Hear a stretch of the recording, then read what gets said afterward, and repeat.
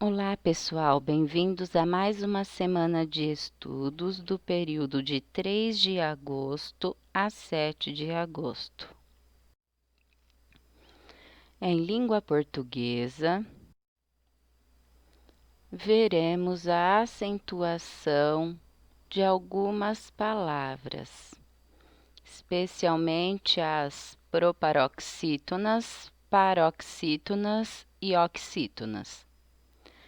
As palavras proparoxítonas são todas acentuadas e têm a antepenúltima sílaba tônica, e nesse caso é a sílaba que leva ao acento.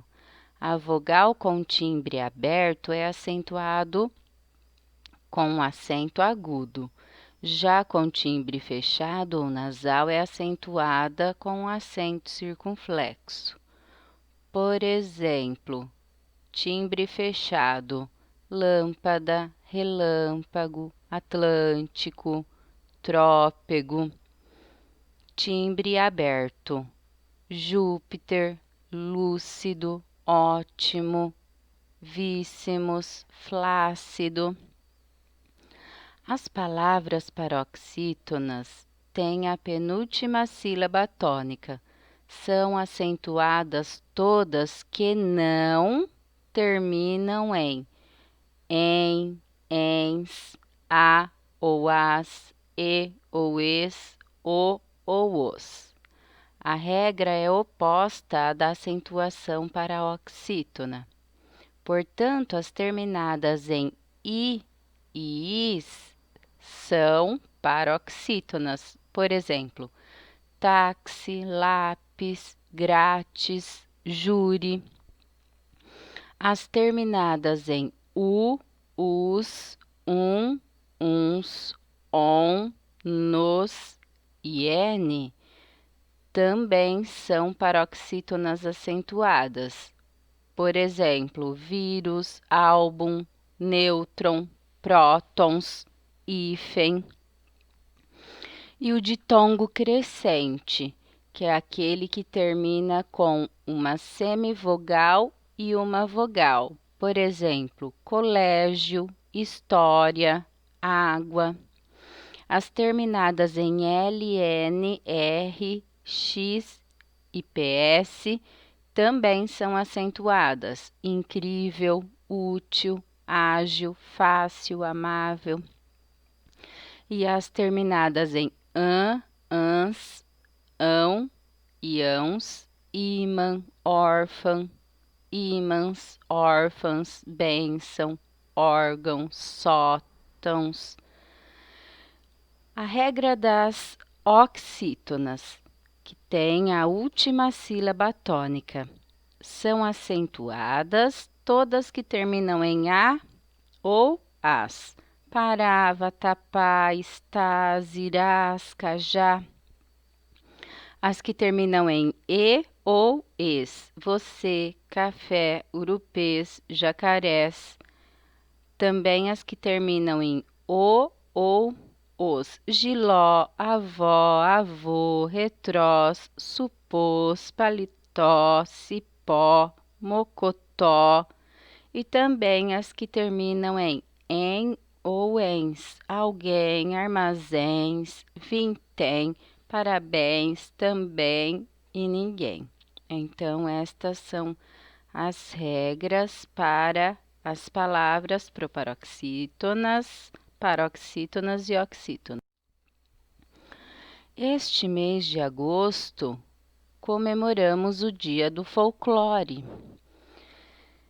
E nesta semana, eu pedi para vocês escreverem o nome das lendas brasileiras que vocês conhecem e escolher duas para escrevê-las no caderno. Lembrando que o folclore é conhecimento de um povo. Através dele pode-se descobrir muito sobre uma nação. E comemoramos o Dia do Folclore em 22 de agosto. Em matemática, recordaremos arredondamento. E para recordar, observe o algarismo que vem logo à direita do algarismo da ordem que se vai arredondar. Se o próximo número for 0, 1, 2, 3 ou 4, eu mantenho na mesma ordem. Se o próximo número que eu quero arredondar for 5, 6, 7, 8 ou 9, arredondo para cima, ou seja, para a próxima ordem. Exemplo, 2326, eu quero arredondar a unidade de milhar. O próximo número da unidade de milhar é o 2. Então, ela ficará próxima de 2300. 16.743. Eu quero aproximar para a unidade de milhar próxima. Observem que depois do 6 é o número 7, então eu aproximo para mais. Então, 16.743 está mais próximo de 17.000. 815.743, neste caso eu quero aproximar a dezena de milhar. Observo que depois do 1 da dezena de milhar eu tenho o número 5. O 5 eu aproximo para mais. Então, a dezena de milhar que eu aproximarei será 820.000.